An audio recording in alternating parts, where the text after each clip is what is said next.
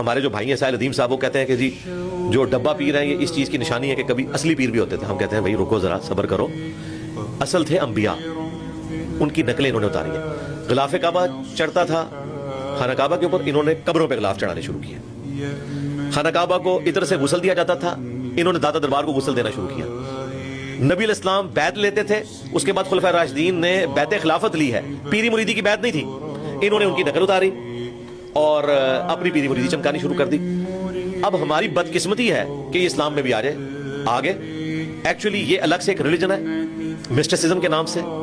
یہ آپ کو بدھسٹ میں بھی نظر آئے گا, یہ آپ کو کرسچنز میں بھی نظر آئے گا, جیوز میں بھی نظر آئے گا, اور ہماری بدقسمتی کہ مسلمز میں بھی نظر آئے گا. اور مودودی صاحب نے بڑی اچھی بات کی تھی کہ سب کانٹیننٹ کے لوگوں نے اسلام قبول نہیں کیا, اسلام نے سب کانٹیننٹ کے لوگوں کو قبول کر لیا. یہ سمجھ لیں انہوں نے ہزاروں صفوں کا اختلاف ایک جملے میں بند کر دیا کہ اسلام نے قبول کر لیا کہ ٹھیک ہے جو کچھ بھی ہے, چلو یہ صوفی نام کے ہی کلمہ گو ہیں, ٹھیک ہے, یہ چاہے وہ قوالی کر کے اور ناچ گا کے مرشد کو منا رہے ہیں, ٹھیک ہے, اسلام کہتا ہے یار قبول کر لو, کلمے کا احترام کرو, باقی یہ اصل اسلام نہیں ہے.